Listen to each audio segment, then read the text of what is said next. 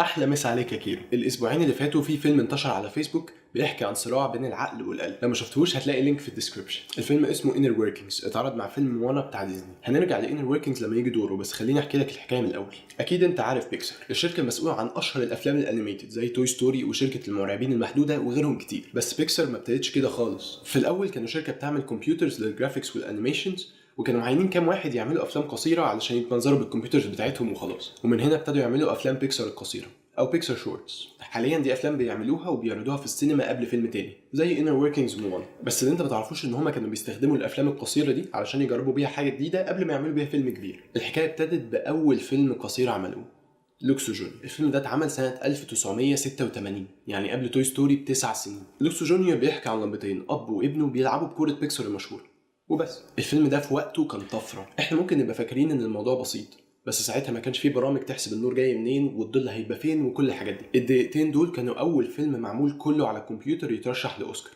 بس للأسف ما كسبش. أول فيلم بيكسار يكسب أوسكار كان فيلم قصير تاني اسمه تين توي. ده فيلم 5 دقايق بيحكي عن لعبة بتعزف موسيقى وبتحاول تهرب من طفل علشان ما يلعبش بيها. بيكسار كانوا بيجربوا فيه برنامج جديد اسمه ريندر مان، ولسه بيستخدموه لحد دلوقتي. المهم التجربة دي هي اللي خلت بيكسار تبقى بيكسار اللي احنا نعرفها دلوقتي. في الوقت ده بيكسار ابتدت تخسر فلوس من الانيميشن، بس لما ديزني شافت تين توي اتفقوا مع بعض ان هم هيعملوا اول فيلم 3D كامل، توي ستوري. في توي ستوري لو تفتكر البني ادمين كان شكلهم ابعد ما يكون عن الحقيقه، كان شكلهم بلاستيك ويخوفوا حد. فبيكسار عملوا الفيلم القصير اللي بعده، جيريز جيم. ده كان اول فيلم يعملوا فيه بني ادمين بتتحرك بشكل طبيعي والهدوم بتاعتهم بتتحرك معاهم بشكل طبيعي برضه، وطبعا كان اول ناس يعملوا الكلام ده. بعد كده الافلام بتاعتهم كانت حلوه، بس مش كلها كانت فيها تحديات، ما عدا كام واحد في النص كده. في فيلم اسمه بريستو كان عندهم مشكله ان هم يعملوا جمهور كامل، فبيكسار جمعوا اعظم عقول في الشركه علشان يحلوا المشكله، ولقوا اعظم حل خلى الجمهور يظهر زي ما هو بس من ظهر. الافلام دي فضلت تتحسن لحد ما وصلوا لافلام زي ذا بلو امبريلا وبايبر. الفيلمين دول عملوهم بهدف انهم يبقوا شبه الحقيقه على قد ما يقدروا، والصراحه الافلام دي شكلها جميل جدا. واخيرا نوصل لانر وركينجز، فيلم حلو جدا بس فيه مشكله واحده، ان ولا انر وركينجز ولا موانا افلام بيكسار. انا عارف ديزني اشترت بيكسار والفرق بقى مش كبير، بس كل ده ما يفرقش.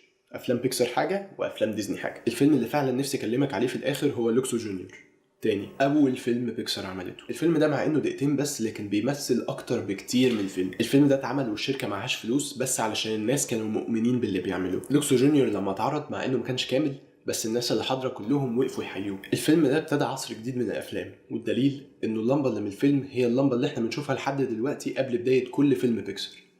كيرو، اشوفك الاسبوع الجاي، وما تنساش تشوف الافلام الديسكريبشن.